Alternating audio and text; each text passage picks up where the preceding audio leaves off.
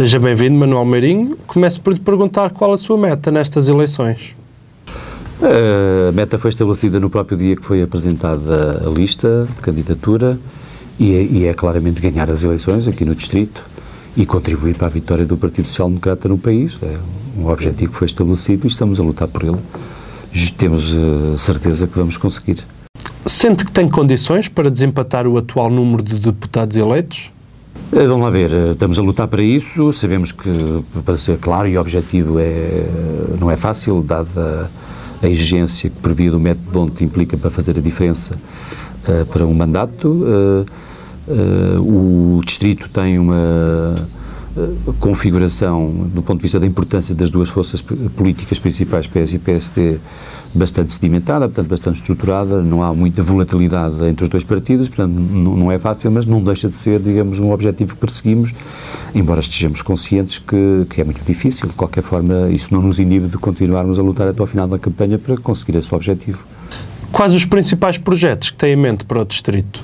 Um primeiro projeto tem a ver, muito rapidamente, com o posicionamento para tratar dos problemas do Distrito, sobretudo aqueles problemas que são transversais e que são muito semelhantes àquilo que se passa em muitos dos distritos do país. É uma nova filosofia de enfrentar estes problemas, que basicamente passa por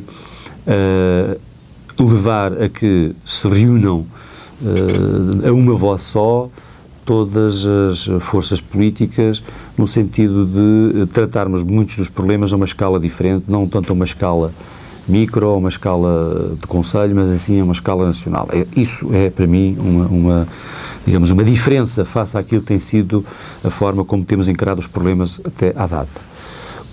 A segunda questão que me parece prioritária tem a ver com o que está a acontecer desde há bastante tempo, mas em particular na última década, com um esvaziamento muito significativo das capacidades competitivas do Distrito, quer ao nível das empresas, quer ao nível das pessoas, com os problemas da desertificação, os chamados problemas da interioridade, que têm que ser atacados com políticas muito coesas, muito congruentes e muito fortes, mas que não têm um efeito, digamos, no imediato. E, portanto, temos também de ter uma visão de que estas questões da interioridade têm que ter uma perspectiva de serem tratadas num tempo mais longo. E, portanto, não querer também arranjar soluções com caráter imediatista.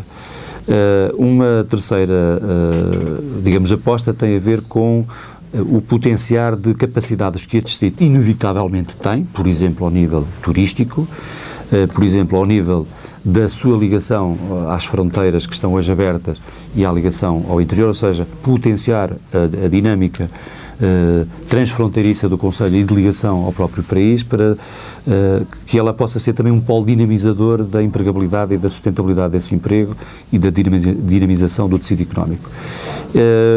E em quarto lugar, que não deixa de ser também menos importante, eu acho que tem que haver uma aposta muito séria na criação de uma identidade para o Distrito. Este Distrito julgo que tem perdido muito por não se afirmar com uma identidade própria.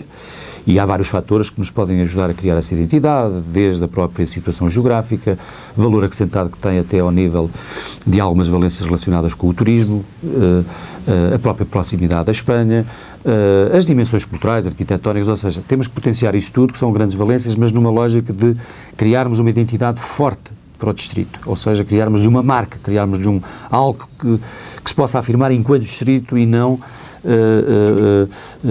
desfazarmos muitas das energias em que cada concelho, cada autarca, cada força viva tenta puxar pelo seu lado e depois não capitalizamos num todo. Eu acho que esta ideia de apostar forte na construção de uma identidade para o Distrito que se possa afirmar em várias valências é uma área estratégica que acho que devemos dedicar-lhe todo o esforço. O PSD volta a apostar na ideia de que a sua lista é composta por gente de cá. É um argumento suficiente para os eleitores votarem em si? Eu acho que é um argumento suficiente por duas razões. Em primeiro lugar, porque ele representa uma responsabilidade e uma preocupação dos partidos em que os deputados devem ter alguma ligação aos círculos. E essa ligação não significa que tenha que ser obrigatória, mas é uma ligação que deve ser reforçada.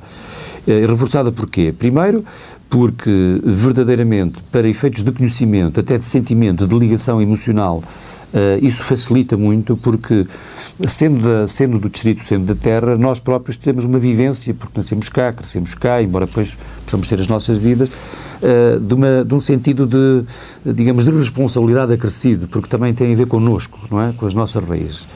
E, portanto, eu acho que é aí que os partidos também devem ter essa aposta. E depois, porque, apesar de tudo, os deputados representam a nação, representam o todo nacional e também não devem ter uma atitude exclusivamente vocacionada para a defesa dos interesses das suas localidades, dos seus eleitores, mas tem que ter essa preocupação e, portanto, a Assembleia da República também tem que ser um órgão que cada vez mais se reoriente para os cidadãos, para os eleitores, porque neste momento há um crescente desfazamento, um crescente descrédito, uma crescente erosão das ligações entre a classe política e os eleitores e estas apostas, acho que são, entre outras que se podem fazer, são apostas que são muito importantes para reganhar um pouco a confiança dos cidadãos.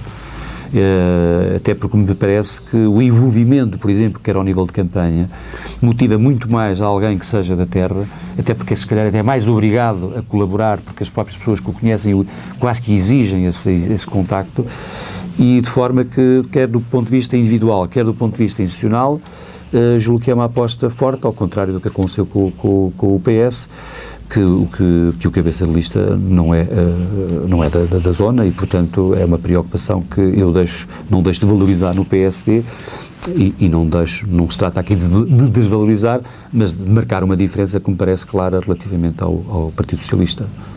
Lançou a ideia de que os deputados eleitos de Bragança a Faro se deviam unir para assuntos que tenham que ver com o interior. Como é que vai implementar esta ideia? Vamos ver, a Assembleia é um órgão colegial, não é um órgão individual. E, portanto, sendo um órgão colegial, significa que há possibilidade, no quadro de um órgão colegial, para, em função de matérias que são de interesse nacional e que afetam de forma mais específica algumas regiões do país. Aliás, é assim que eu acho que as instituições devem funcionar. Ter uma atenção especial para problemas especiais. E se o órgão é colegial, não me parece que não haja, ou seja, não há nenhuma razão para que, do ponto de vista da ação dessa instituição, da Assembleia da República, não tenha essa atenção particular a esses aspectos. Temos é que os colocar na agenda. Qual é a melhor forma de colocar esses aspectos na agenda? É dar-lhe força. E para lhe dar força precisamos também de que as forças políticas, não é, olhem de uma forma mais coesa e, digamos, mais desprendida da luta política corrente para realmente resolver os problemas. Se nós capitalizarmos, identificarmos problemas comuns, é mais fácil e é mais económico produzir soluções comuns. E é muito mais fácil também defendê-las, porque elas são transversais às preocupações de todos os deputados. E, portanto, é também uma atitude que é exigida à Assembleia da República, que coordene esforços para tratar de forma especial problemas especiais. É exatamente isso que eu defendo. E eu julgo que é possível. O que acha da redução do número de deputados? A minha posição sobre essa matéria é conhecida publicamente. Eu defendo que é possível equacionarmos a redução da dimensão da Assembleia da República, embora acho que essa redução deve ser enquadrada numa reforma do sistema eleitoral, que no meu caso integra a defesa do sistema de voto preferencial. Aliás, é um sistema que eu próprio já estudei, num estudo que foi encomendado pelo Grupo Parlamentar do Partido Socialista, onde já demonstramos que é possível diminuir o número de deputados. Nós simulámos reduções de 11 e 21 deputados, garantindo os níveis, ou se quiser, os padrões mais específicos de funcionamento do sistema eleitoral, que é a proporcionalidade, a governabilidade e a representatividade. Neste caso concreto, pode-se ir mais além, mas isso deve ser enquadrado nesta reforma mais ampla e só depois de configurar essa reforma é que chegaremos ao valor que é o ajustado à configuração definitiva dessa reforma. Ao longo destas semanas, o que descobriu acerca do distrito que ainda não conhecia? Olha, eu estou agradavelmente surpreendido e gostava de dizer claramente isto. Estou surpreendido pela identificação de capacidades de pessoas, de instituições que são de louvar. Ou seja, eu tenho tido uma preocupação nestes primeiros dias de visitar instituições sociais, empresas, até câmaras municipais, e tenho notado um grande empenho das nossas instituições, um empenho que é de louvar, no sentido que marca claramente uma vontade em lutar contra uma situação que é muito complicada no país, mas de não desistência. Ou seja, identifico aqui energias e forças que nós temos que saber aproveitar. Eu hoje visitei uma instituição de solidariedade social que me deixou particularmente agradado, no sentido em que vi que as pessoas acreditam que conseguem contribuir com o seu trabalho para, por exemplo, a economia social, com energias que eu não imaginava ver e, portanto, fico com a ideia que nós temos capacidades, temos pessoas, temos vontades.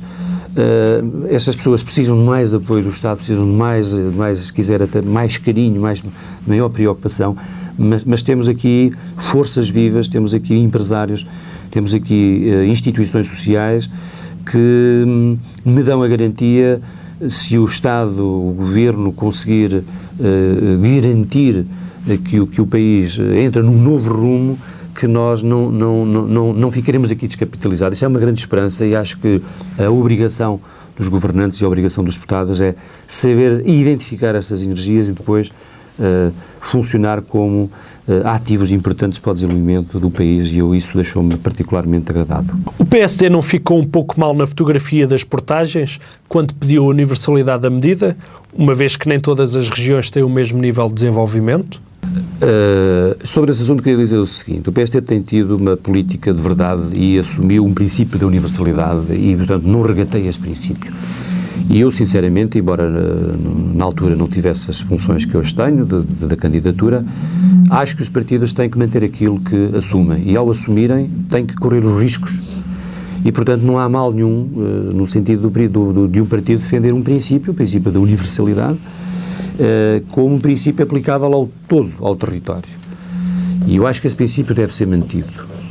Mas atrás desse princípio, os governantes, os políticos, os partidos não se devem demitir de lutar por tentar minimizar efeitos que, sim, esses são diferenciados no território, no sentido de, para esses casos específicos, este, no nosso caso, e outros que existem no país, lutar até ao fim, na exata medida em que devemos identificar soluções e devemos até ser criativos nessas soluções, até, em alguns casos, são soluções que dão muito trabalho, mas não nos devemos demitir disso, de podermos, em cima de um princípio que deve ser universal, encontrar soluções que minimizem os efeitos, por exemplo, sobre a competitividade e sobre o trabalho das empresas e o trabalho, portanto. E dentro desse fator, eu penso que o partido não ficou minimizado. Repare que o PS também teve uma posição contrária, mas foi o mesmo partido que, ao levar o país a uma situação de pré-bancarrota, inviabilizou, por exemplo, uma vez que o Estado não tem dinheiro para funcionar, inviabilizou qualquer possibilidade de essas medidas, por exemplo, de discriminação positiva para a região, incluíssem o não protegimento. Ou seja, se quiser, condenou o país ao protegimento. Mesmo assim, e portanto eu acho que quem fica mais pior na fotografia é o Partido Socialista, não tanto por não ter defendido o princípio, mas sim pela condução a que levou o país, que inviabilizou qualquer alternativa, e na ausência de alternativas, as exigências e o grau de liberdade que nós temos para atuar é muito menor. E, portanto, a questão do princípio, a meu ver, é clara e deve ser mantida. A questão do empenhamento por encontrar medidas de discriminação positiva deve ser um empenho que o partido também não se deve demitir. E eu próprio tenho levantado aqui essa questão. Agora, eu também tenho que dizer de forma muito direta que o encontrar de soluções de medidas de discriminação positiva é muito menor numa situação em que o país entrou quase em pré-falência do que se o Partido Socialista não tivesse conduzido o país a esta pré-bancarrota. E, portanto, nós teríamos mais espaço para podermos, se calhar, identificar outras medidas adicionais. Agora, também digo que, respeitando o princípio, não devemos desistir de procurar em que medida é que podemos minorar alguns efeitos, sobretudo aqueles que são mais dirigidos aos fatores de competitividade das empresas e da mobilidade das pessoas, porque repare que este distrito está, comparativamente a muitos outros,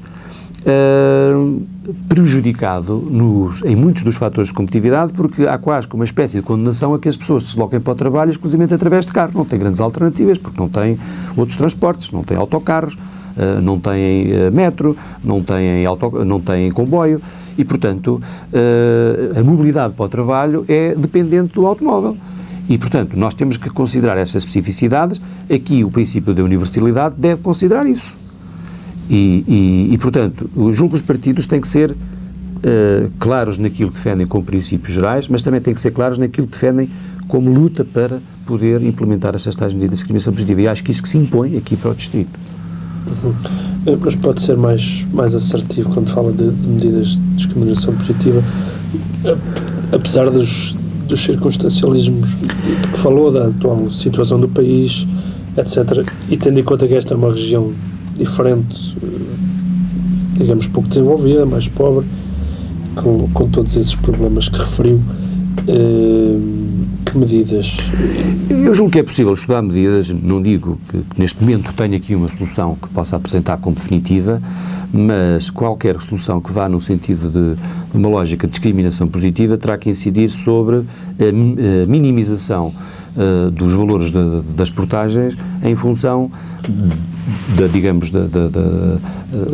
do negócio, por exemplo, em função do número de vezes que as pessoas passam nas portagens, ou seja, pode-se eventualmente pensar em medidas que definam custos diferenciados em função também dos custos de acesso diferenciados das pessoas e, por exemplo, do número de vezes que as empresas passam nas autoestradas, na A23 e na A25, no sentido de não isentar na totalidade, mas de considerar a própria diferenciação que no Distrito também existe em termos de uso, ou seja, porque a consideração de uma medida global para o Distrito não tem sentido e não é praticável, não é possível, bem desejaríamos que assim fosse. E só não é, digo e repito, isto é uma questão puramente política, porque verdadeiramente o país está na situação em que está, praticamente insolvente. Porque, repare, estas duas autoestradas, isto é bom que se diga às pessoas, não eram para ser protejadas, ponto. São autoestradas da coesão e a sua concepção, a sua implementação não é uma autoestrada para ser protejada. E, portanto, nós estamos a pagar o custo de um erro de gestão do país e que se torna um custo duplo. É um custo que deriva da má governação e é um custo para quem a seguir vier a governar que fica com as mãos atadas para tomar decisões. Mas mesmo assim, eu julgo que ainda devemos fazer a luta porque essas medidas, por exemplo, discriminação positiva, quer para os empresários, quer para as pessoas, em função dos trajetos, do número da frequência com que usam os troços, de ter eventualmente digamos, uma minimização dos valores por quilómetro que tem que se equacionar e ver até que medida é que o país suporta isso. Porque isso pode ter causas, ou seja, a demissão da luta por estas medidas e outras que se podem vir a estudar vai ter custos significativos, isso aí eu não tenho dúvidas, e portanto entre uns e outros vamos ter que ter aqui alguma inovação e alguma criatividade, mas eu gostava de salientar, estas duas autoestradas não são autoestradas para ser protejadas, e isto é muito importante porque o espaço dos dois grandes eixos de circulação aqui no Distrito, que são a A23 e a A25, é um espaço que já contemplava exatamente os problemas dos déficits de competitividade e por isso mesmo chamam autoestradas da coesão. Ora, se nós construímos com fundos comunitários no seu grosso autoestradas de coesão e agora, por má governação, vamos ter que lhe tirar essa dimensão de coesão nacional, como é evidente, é um duplo erro. E, portanto, não deixa grande margem de manobra. Temos que assumir isso e, portanto, acho que é aí que o principal erro, o principal culpado tem a ver com o modo de governação e que chegamos a este Estado. Por último, gostaríamos de saber o que lhe disse Passos Coelho quando o convidou para ser cabeça de lista na Guarda. Eu recebi o convite do Dr. Pedro Passos Coelho, Presidente do Partido Social Democrata, como um desafio pessoal e um desafio político. O desafio político tem a ver com digamos, uma manifestação pública de abertura do partido a pessoas da sociedade civil que estão dispostas a contribuir de forma não alinhada pelo partido, embora que condicionadas depois necessariamente à própria ação governativa, e essa manifestação de abertura dos partidos que eu defendo com grande cuidado, na exata medida em que acho que os partidos precisam de se abrir à sociedade e precisam de operacionalizar essa abertura, portanto não podem só ter isto no discurso.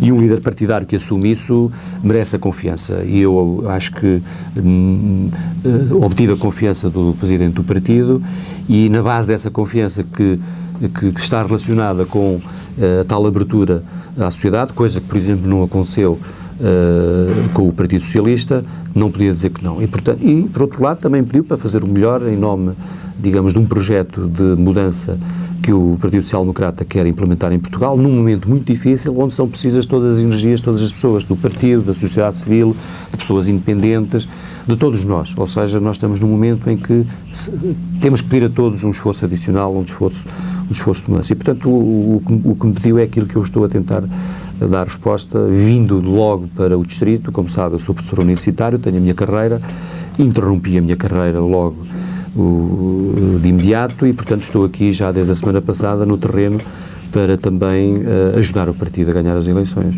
Resta-me agradecer-lhe a sua presença, que esperemos tenha sido útil para os eleitores guardenses. Muito obrigado, foi um prazer.